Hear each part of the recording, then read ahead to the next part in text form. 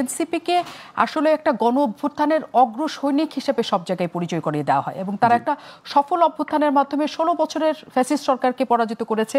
রাজনৈতিক দলদের দাওয়াত দেয়নি তো, দাওয়াত দেয়নি বলেই তো রাজনৈতিক দলের নেতৃবৃন্দের কোনো প্রোটেকশন ছিল না, কারণ তারা দাওয়াতই না ভাই। আপনি ঘুরতে আসেন, আপনি ঘুরেন বেড়ান, আপনার প্রধান উপদেষ্টা নিয়ে আসতে আমাদের কি মাথা ব্যথা, আপনারা ঘুরেন বেড়ান। তো সেখানে তারা এই জায়গার সম্মুখীন হয়েছে, এই হেনস্থার সম্মুখীন হয়েছে। সো আর যদি আমাদের দেশের কি চাওয়া কি না কি আছে, এটা তো সরকারের পক্ষ থেকে আমরা এর আগে দেখেছি না। আমাদের বিডার বোধহয় দায়িত্বে আছেন একজন তরুণ আশিক সাহেবের প্রেজেন্টেশনে আমরা অনেকেই খুব মুগ্ধ হয়েছি, খুব সুন্দর প্রেজেন্টেশন দিয়েছিলেন আশিক। তো আশিককেই নিয়ে যেত প্রেজেন্টেশন দিতে।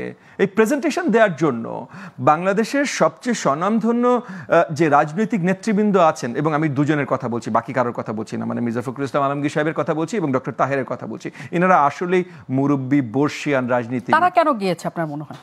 এখন মানে যে আন্ডারস্ট্যান্ডিং আপনার আছে বা আপনার মধ্যে একজন তরুণ রাজনীতিবিদ হিসেবে যেটা আছে, যে এইরকম প্রায় দ্বিতীয় সর্বোচ্চ নেতার এই ধরনের অনুষ্ঠানে কেন যাবেন, মানে ঠিক কি কারণে তারা গিয়েছেন আপনার মনে হয় যে কেন? দেখেন, এইটা তো আমি বলতে পারছি না, কারণ তাদের সাথে এটা নিয়ে আমার আলোচনার সুযোগও হয়নি।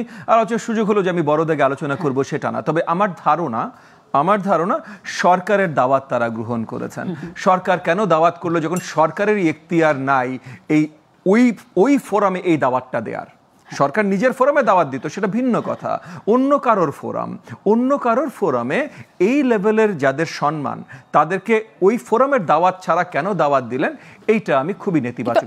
এইটা আপনার কেন মনে হয় না যে এনসিপি আসলে সবসময়ের জন্য শুধু রাজনৈতিক দল হিসেবে না, বিশ্ব দরবার বলেন বা যে কোনো জায়গায় বলেন, এনসিপি কে আসলে একটা গণ অভ্যুত্থানের অগ্রসৈনিক হিসেবে সব জায়গায় পরিচয় করিয়ে দেওয়া হয় এবং তারা একটা সফল অভ্যুত্থানের মাধ্যমে 16 বছরের ফ্যাসিস্ট সরকারকে পরাজিত করেছে, কোট আনকোট এই কথাটাই সবসময় পরিচিত হিসেবে বলা হয়। তাহলে কেন তারা এই সফরের অংশ হতে পারবে? আচ্ছা, প্রথমত এই কথাটা পুরোপুরি ভুল, মিথ্যা। এনসিপি গণ অভ্যুত্থান ঘটিয়েছে। হ্যাঁ, এনসিপির ভেতরে অনেক নেতৃবৃন্দ আছেন, অনেক কর্মী আছেন এনসিপির, যারা এটার সাথে অতপ্রুতভাবে জড়িত ছিল, এটা নেতৃত্বের সাথেও জড়িত ছিল। সেটা আর এনসিপি দুটো ভিন্ন জিনিস। এনসিপির নাম বাদ দিয়ে যারা এনসিপির নেতৃত্বে আছেন, ঠিক আছে, কিন্তু তাদেরকে সেই হিসাবে গণ অভ্যুত্থানের রিপ্রেজেন্টেটিভ হিসেবে আপনি নিয়ে যান, কোনো অসুবিধা নেই। আপনি তো সেটা নেননি, আপনি এনসিপি কে নিয়েছেন। আচ্ছা, আপনার হচ্ছে যে কেন দল হিসেবে তারা সেখানে জায়গা, রাইট?